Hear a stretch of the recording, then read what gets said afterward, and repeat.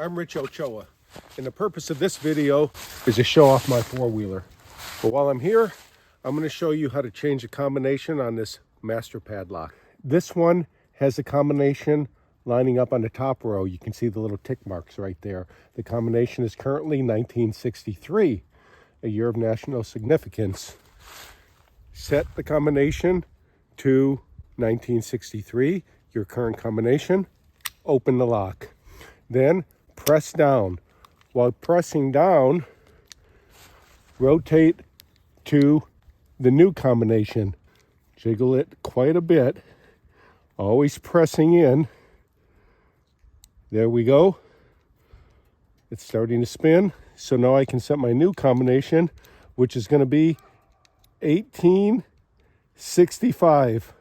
Another year of national significance related to 1963. If you know why those 2 years are important, leave a comment down below. Pull it out, test it. It's locked. 1, lining up on the top row. 1.